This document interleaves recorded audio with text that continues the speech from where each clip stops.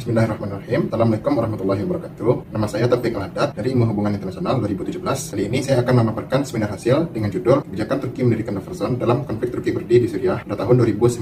Pada bab 1, yaitu pada latar belakang, buffer zone merupakan wilayah yang digunakan untuk mengurangi potensi konflik bersenjata berdasarkan kesepakatan yang telah disetujui. Maka oleh karena itu, Turki mencanangkan untuk mendirikan buffer zone karena ia telah menyatakan bahwa PKK, PYD, dan YPG merupakan kelompok teroris bersenjata yang mengancam negaranya. Kesepakatan buffer zone sebagai perwujudan dari inisiasi Turki terlihat pada buffer zone yang pertama dan buffer zone yang kedua. Untuk buffer zone yang pertama, itu kesepakatan antara Turki dengan Amerika Serikat berlangsung dari Agustus 2019 hingga bulan Oktober 2019. Kesepakatan ini berlangsung untuk meredakan ketegangan antara Turki dengan Kurdi. Namun, pasca penarikan pasukan Amerika dari Suriah, Turki melanggar kesepakatan buffer zone tersebut dan melancarkan operasi militer untuk memperluas wilayah buffer zone. Dan setelah operasi militer, kesepakatan buffer zone yang kedua disepakati antara Turki dengan Rusia pada bulan Oktober 2019. Di sisi lain, pada kondisi perekonomian Turki berada pada krisis ekonomi sejak 2018 dan harus minimal mendanai sekitar 26 miliar US dollar untuk mendirikan dan memelihara area buffer zone. Pada rumus masalah, yaitu pada pasca penarikan pasukan Amerika Serikat, Turki melanggar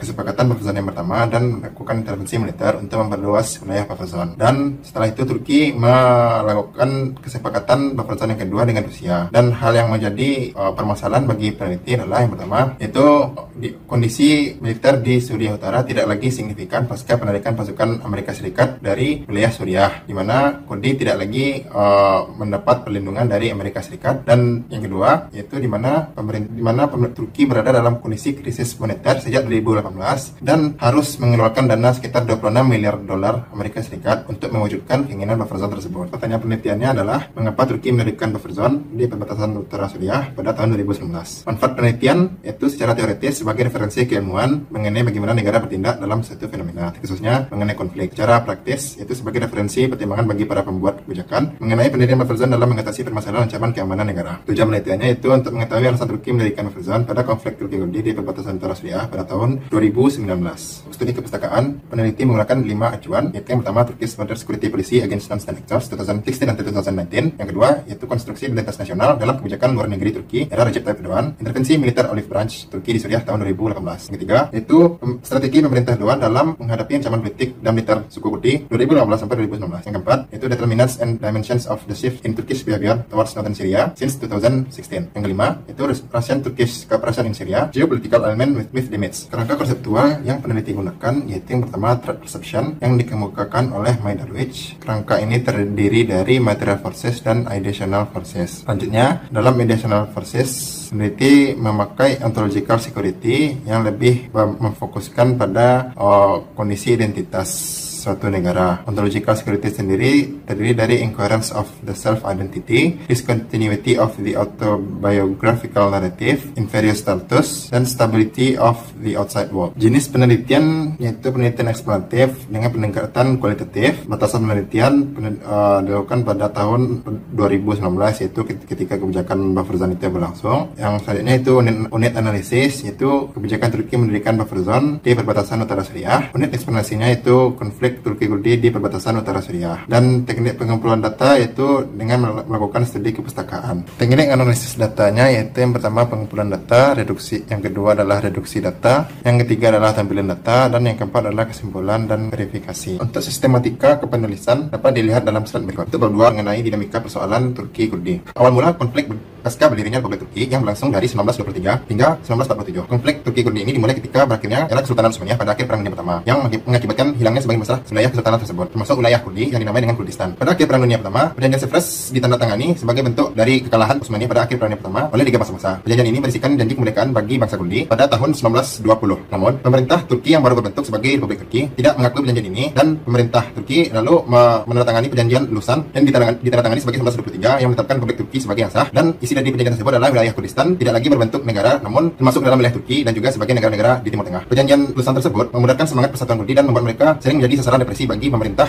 Republik Turki kala itu. Pada poin yang kedua yaitu pada masa era Perang Dingin dan kemunculan PKK. Pada masa Perang Dingin ini dipengaruhi dengan negara-negara blok timur dan blok barat yang sering mempengaruhi termasuk dalam wilayah Turki dan konflik antara Turki dan Kurdi. Termasuk pada berdiri kelahiran dari PKK atau Partia Kerajaan Kurdistan. PKK merupakan kelompok bersenjata Kurdi yang didirikan secara sah pada 28 November 1978 oleh Abdullah Öcalan di Turki. Kelompok ini beroperasi di hampir seluruh wilayah Kurdistan. Lalu mereka memiliki tujuan untuk menentukan setiap suku Kurdi yang ada di Timur Tengah serta menentukan wilayah tersebut di dalam satu negara Kurdistan. Kelompok PKK ini memulai aksi secara terorisme, secara besar-besaran dan terorganisir. Aksi ini berupa pemberontakan yang dilakukan secara gerilya yang pada umumnya menargetkan militer di wilayah Tenggara Turki. Yang ketiga, dinamika konflik Turki-Kurdi era kontemporer. Era ini dimulai ketika Partai AKP memegang kekuasaan di Turki pada tahun 2001. Selanjutnya, pada tahun 2003 muncul PYD sebagai cabang dari PKK yang beroperasi di Suriah. Lalu terbentuknya YPG sebagai kelompok militer PYD yang muncul pada saat Perang Saudara Suriah yang mulai meluas di tahun 2011. Pada dinamika pasca Arab Spring,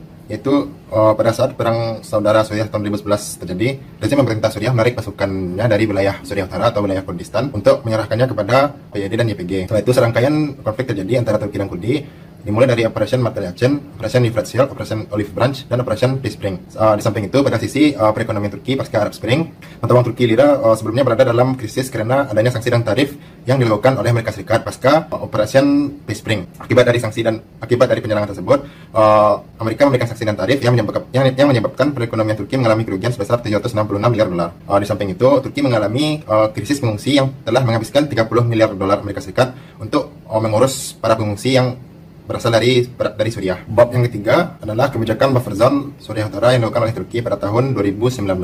Tiga kali ini, peneliti mencoba memaparkan pada poin yang pertama, yaitu narasi pemerintah Turki dalam kebijakan luar negeri. Bagian ini terdiri dari dua poin. Yang pertama, kebangkitan neo-Ottomanisme. Neo-Ottomanisme itu sendiri diperkenalkan oleh Ahmad Davutoglu, Menteri Luar Negeri Turki, dengan istilah The Strategic Depth. Adapun hal yang menjelaskan neo-Ottomanisme itu sendiri adalah yaitu yang pertama history, yang kedua grandeur, yang ketiga adalah East-West identity. Adapun yang menjelaskan history yaitu keinginan untuk mengulangi masa lalu Turki Utsmani yang memiliki warisan nilai-nilai Islam baik di dalam negeri maupun di luar negeri. Yang kedua adalah grandeur, yaitu rasa kemegahan dan kepercayaan diri yang kuat dalam kebijakan luar negerinya.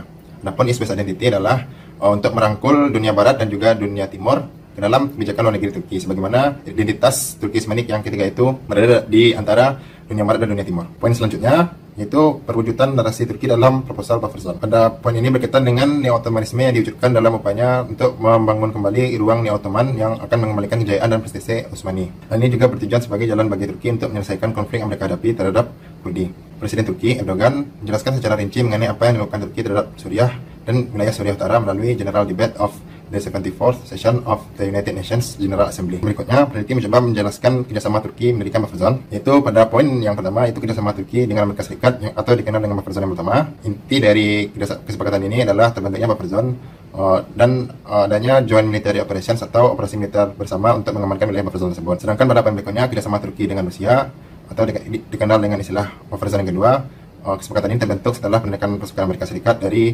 Suriah dan kedua belah pihak yaitu Turki dan Rusia berkomitmen untuk memelihara integritas politik dan militer di wilayah Suriah dan perlindungan keamanan nasional Turki di dalamnya. Keempat, peneliti mencoba memaparkan analisis kebijakan buffer zone Turki di Suriah Utara.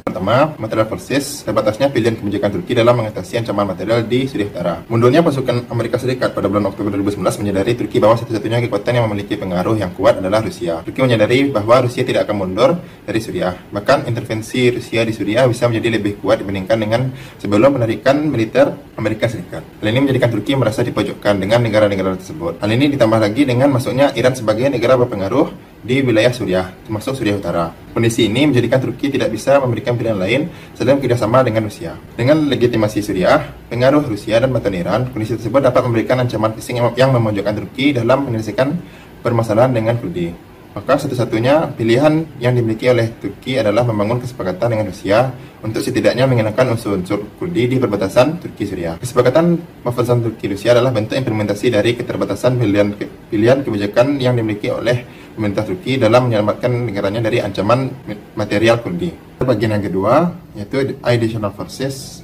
prioritas identitas Turki. Untuk meningkatkan kepercayaan negara-negara internasional, Turki merasa perlu untuk berhati-hati agar bisa menjaga kepercayaan negara-negara internasional dengan menganggap bahwa Kurdi PKK adalah kelompok ekstremis radikal. Pada sisi ini, Turki menganggap dirinya adalah negara yang sah dan mencoba mengajak negara-negara NATO untuk mencegah penyebaran konflik di Suriah Utara. Dengan ini menunjukkan bahwa Turki memakai identitas NATO untuk bisa mengajak negara-negara Barat agar bisa bergabung dengan dirinya. Selain itu juga Fleksibilitas identitas ini juga digunakan Turki untuk memanfaatkan zona penyangga tersebut sebagai langkah kemanusiaan yang ingin menyelamatkan pengungsi Suriah, bukan sebagai alat untuk mengusir Kurdi. Dan juga pluralisme Neo-Ottoman juga disaingi oleh PKK yang juga sudah berafiliasi di Irak, Iran maupun Suriah. Dengan demikian, Turki dapat memainkan identitas yang ganda agar dapat menuntaskan kepentingannya untuk memerantas Kurdi di Suriah.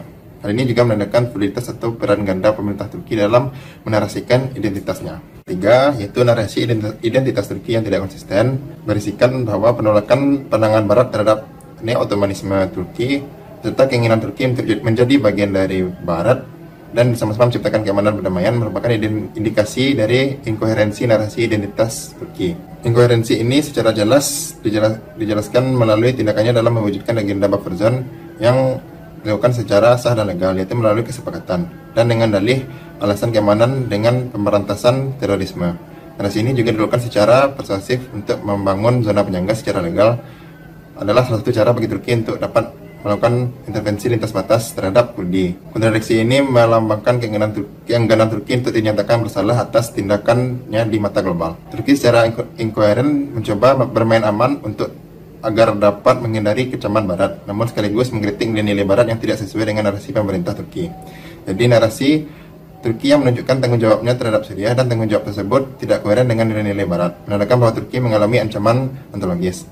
Hal ini juga menandakan bentuk ancaman ontologis mengenai inkoherensi dari narasi yang dibangun oleh pemerintah Turki. Yang kelima, yaitu status inferior Turki dalam konflik Suriah. Bagian ini terdiri dari status Turki sebagai satu-satunya negara yang menegakkan keamanan dari ancaman terorisme. Selanjutnya, yaitu peningkatan aktivitas yang memuncak pada kebijakan buffer zone merupakan bentuk usaha Turki dalam menanggapi inferioritas negaranya. Hal ini dikarenakan identitas Barat yang dianggap superior oleh Turki tidak hanya menyebabkan kerugian bagi Turki, tetapi secara aktif mengeksploitasi demi keuntungan geopolitik maupun kepentingan lainnya. Seperti Amerika Serikat yang mendanai dan melatih kelompok Kurdi PKK dengan harapan dapat digunakan untuk mencapai tujuan politis tersendiri bagi Amerika Serikat. Sebaliknya, keterlibatan Turki dapat dianggap sangat kontras dibandingkan dengan tindakan-tindakan aktor lainnya. Hal ini juga dikarenakan menurut pandangan oleh Turki, tindakan Turki ini merupakan bagian dari bentuk usaha kemanusiaan. Keenam, yaitu ketidakpercayaan Turki terhadap lingkungannya. Pada bagian ini, Turki hanya melaksanakan kerjasama dengan berbagai negara, terutama Amerika Serikat dan Rusia, namun kurang mempercayai negara-negara tersebut. Hal ini dikarenakan adanya temuan bahwa terdapat Savers Syndrome. Sindrom ini meyakini bahwa dunia luar berusaha melemahkan Turki dengan cara apapun. Pemerintah Turki menggunakan sindrom ini sebagai cara mereka melihat dunia internasional. Adapun pada pemerintahan AKP, yaitu di masa Erdogan mengistilahkan cara pandang yang lebih kuat dengan istilah Lusan Syndrome. Pemerintah Turki menyatakan bahwa negara-negara asing telah merusak nilai-nilai Utsmani dari awal terbentuknya Turki modern atau Turki Republik. Jika gagasan utama dari sindrom Savers adalah keinginan kekuatan asing untuk melemahkan Turki modern, maka dalam sindrom Lusan ini mengungkapkan upaya-upaya asing untuk melemahkan nilai-nilai Utsmani yang terjadi di pemerintah Turki. Selanjutnya, pada bab yang kelima, yaitu kesimpulan dan saran. Untuk kesimpulannya, yaitu kondisi yang dihadapi Turki dalam mendirikan buffer zone tersebut, yaitu berada pada single policy option, di mana distribusi kekuasaan di Suriah Utara berada dalam pengaruh negara-negara non-Barat seperti Suriah, Rusia, dan Iran. Dengan legitimasi Suriah terhadap pengaruhnya dengan Kurdi dan pengaruh Rusia serta bantuan dari Iran menyebabkan Turki merasa terancam dan hanya mengandalkan kerjasama dengan negara-negara tersebut. Turki memainkan identitas yang gandanya untuk menuntaskan kepentingannya untuk memerantas Kurdi di Suriah. Hal ini juga menandakan validitas atau peran ganda pemerintah Turki dalam menarasikan identitasnya. Selanjutnya, narasi Neo-Ottoman yang dibangun oleh pemerintah Turki menerapkan ide-ide kejayaan Utsmani dan nilai-nilai keislaman yang dibuktikan dengan klaim yang dicanangkan oleh pemerintah Turki. Namun narasi ini tidak sesuai dengan tindakannya ketika Turki harus berhadapan dengan kecaman-kecaman Barat. Adapun narasi alternatif yang mengancam pemerintah Turki yang berkaitan dengan identitas masa lalu Turki dan juga terkait dengan keinginan Turki untuk mencapai kekuatan regional merupakan bentuk dari penolakan Turki atas nilai-nilai Barat yang menyebabkan Turki menjadi pasif atas fenomena yang terjadi di kawasannya. Keberadaan Turki sebagai kekuatan inferior menyebabkan Turki berusaha untuk menjadi aktor dominan di Suriah. Rendahnya tingkat kepercayaan Turki terhadap aktor-aktor di lingkungannya, dan hal ini dibuktikan dengan ketidakpastian relasi yang dibangun Turki untuk menyelesaikan agenda buffer zone. Pada bagian saran, diharapkan agar penelitian selanjutnya sekiranya agar dapat meneliti bagaimana dampak kebijakan buffer zone ini. Meskipun Turki telah menjalankan kebijakan tersebut, peneliti berpendapat akan ada terjadi perubahan dampak terhadap konflik Turki-Kurdi selanjutnya. Adalah hal yang menarik ketika buffer zone ini dianggap efektif dalam menyelesaikan persoalan konflik Turki-Kurdi ini. Sekian dari saya. Assalamualaikum warahmatullahi wabarakatuh.